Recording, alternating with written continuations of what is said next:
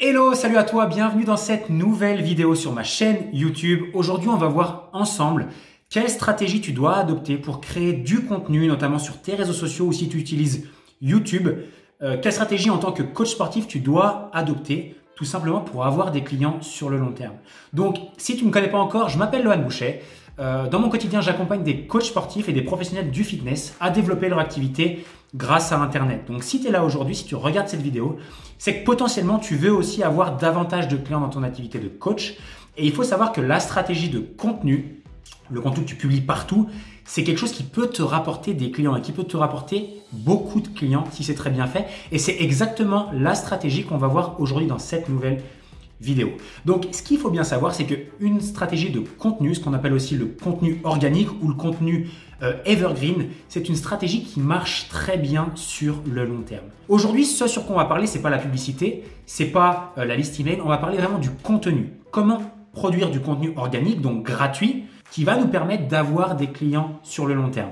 Avant d'aller plus loin, il me semble important d'expliquer pourquoi c'est important d'avoir une stratégie de contenu en tant que coach sportif.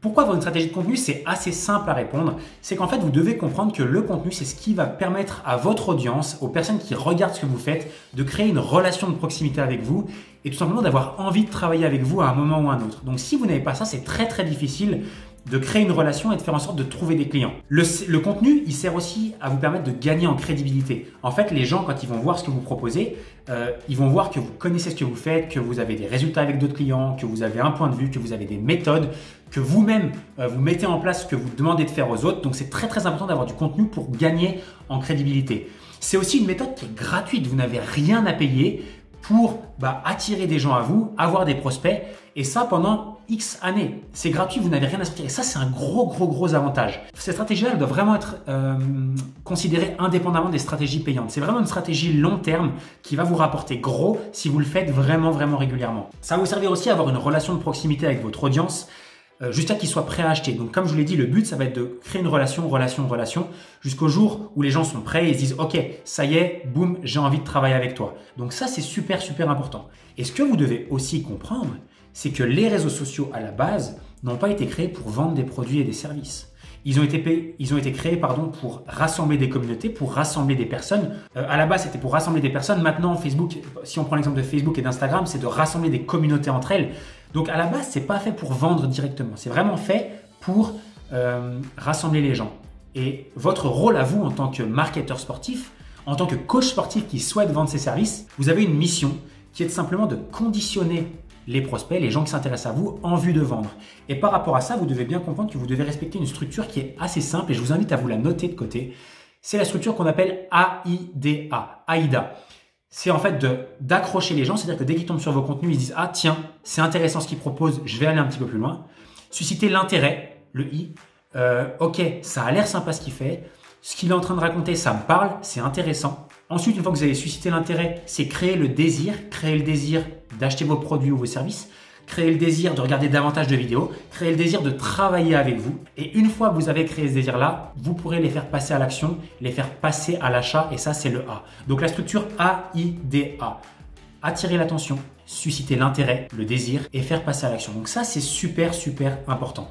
En tant que marketeur, encore une fois, votre rôle, c'est vraiment de proposer du contenu. C'est comme semer des graines et pour récolter les fruits un petit peu plus tard, pour faire des ventes un petit peu plus tard. Donc c'est comme ça que je vous invite vraiment à le faire. Si on devait parler dans notre langage, dans le langage du fitness, du coaching, prenez un exemple tout simple, celui du bodybuilder qui veut aller gagner une compétition, et il va répéter ça tous les jours, il va s'entraîner, il va semer des petites graines pour ensuite avoir les résultats dont il a toujours rêvé, tout simplement obtenir et gagner le trophée qu'il a cherché. Donc si on doit l'imager, c'est vraiment comme ça. C'est le cas si vous avez une stratégie Instagram, c'est le cas sur Facebook, c'est le cas sur YouTube, tout ce que vous allez utiliser, c'est vraiment apporter de la valeur et récolter les graines un petit peu plus tard. Alors, rentrons dans le vif du sujet. Comment est-ce qu'il faut, quelle méthode vous devez mettre en place pour créer du contenu intelligemment? Donc, la première question que je vous invite à vous poser, c'est de vous dire, ok, où se situe mon audience? Où se situent les gens qui sont intéressés par ce que je fais? Est-ce qu'ils sont sur Facebook? Est-ce qu'ils sont sur Instagram? Est-ce qu'ils sont sur YouTube? Est-ce qu'ils sont sur LinkedIn? Est-ce qu'ils sont sur des sites? Est-ce qu'ils sont sur des blogs? Est-ce qu'ils sont dans des journaux? Peu importe. Vous devez déjà vous demander où est-ce que je dois publier mon contenu. Ça, c'est la première question à vous poser. La seconde, c'est vous dire avec quel outil je suis le plus à l'aise. Est-ce que je suis à l'aise en vidéo? Est-ce que je suis à l'aise à l'écrit? Est-ce que je suis à l'aise à l'oral? Est-ce que je suis à l'aise sur des photos? Peu importe. Et ça va aussi vous dire, ok, qu'est-ce que vous avez envie de faire vous-même, avec quels sont vos points forts, si je dois résumer.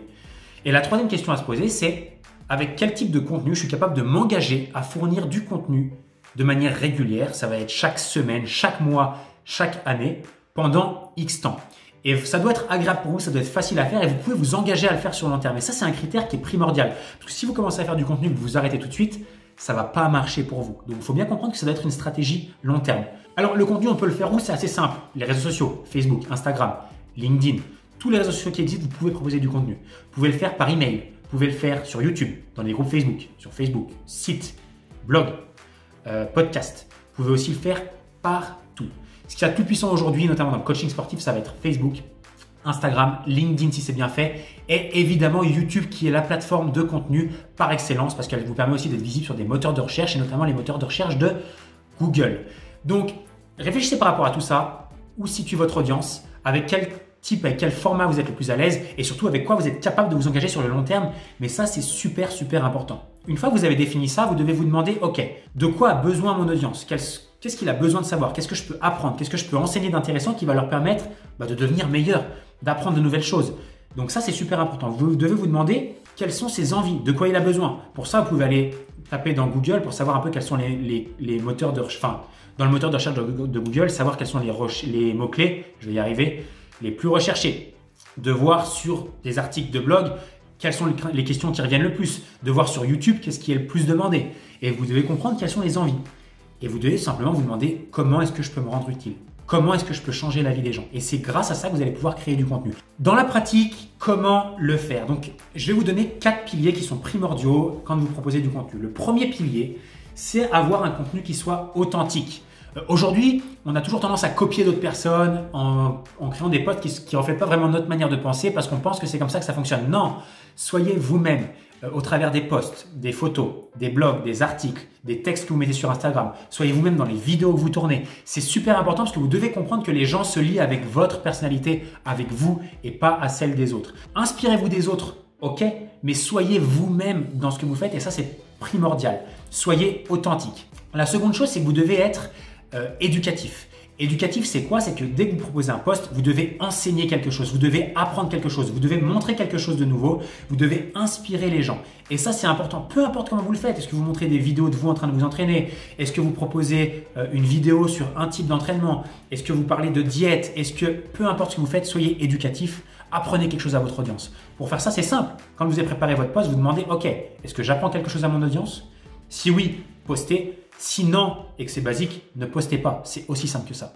Le troisième pilier, c'est avoir du contenu qui soit crédible. Crédible, c'est quoi? C'est déjà montrer que ça fonctionne, que ce que vous proposez, ça fonctionne, que ça fonctionne déjà pour vous, que ça fonctionne aussi pour vos clients. Essayez de montrer, je sais pas, des stories, des vidéos, montrer que que scientifiquement, ce dont vous parlez, ça fonctionne. Montrer des études de cas, montrer des études scientifiques. Toutes ces choses-là qui vont montrer que vous êtes crédible. Donc ça, c'est super, super important.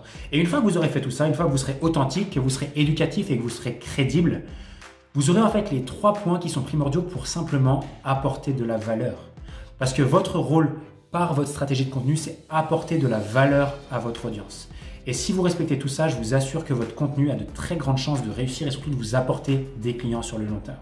Donc pour commencer, c'est simple. C'est possible que vous vous disiez, ok, je ne sais pas trop quoi poster aujourd'hui, j'ai pas encore trop d'idées. Donc moi, ce que je vous invite à faire, c'est de simplement regarder ce qui se fonctionne autour de vous. Regardez ce qui fonctionne pour des coachs qui sont dans la même thématique que vous, que ce soit en France, à l'étranger. Regardez ce qui fonctionne et inspirez-vous-en. Encore une fois, ne copiez surtout pas. Je vous invite vraiment à ne pas recopier parce que ça ne fonctionnera pas. Mais regardez les thèmes, regardez ce qui fonctionne et adaptez-le à votre propre contenu à vous. Soyez authentique, crédible et surtout éducatif. Maintenant, je vais vous partager quelque chose de primordial et c'est vraiment ce que j'aimerais que vous ressortiez de cette vidéo-là. C'est que pour ces contenus, vous pouvez mettre en place tout ce que vous voulez. Il y a un secret et c'est vraiment le secret qui fait que certains réussissent et d'autres ne réussissent pas. C'est vraiment la différence entre les deux. C'est simplement de maintenir ses efforts, maintenir la qualité, maintenir la régularité sur la durée. Quand on a une stratégie de contenu, ce qui va faire notre différence, peu importe votre niche, peu importe le support, peu importe le réseau social, si c'est YouTube, si c'est Instagram, si c'est Facebook, c'est votre régularité qui va faire que vous allez avoir des résultats sur le long terme. Donc je vous invite vraiment à voir long terme et de mettre ça en place tout de suite et de le continuer super longtemps. Si vous avez kiffé cette petite vidéo et qu'elle vous a aidé, mettez-moi simplement un petit pouce pour me montrer que ça vous a plu. Ça m'aide aussi à voir que ce que je fais, ça vous aide, que ça apporte de la valeur et c'est super important pour moi. Ça m'aide également à développer ma chaîne, donc n'hésitez pas non plus si vous souhaitez recevoir davantage de conseils et d'astuces en vidéo à vous abonner à cette chaîne. Je vous remercie d'avance et je vous dis à très bientôt pour une nouvelle vidéo. Bye bye.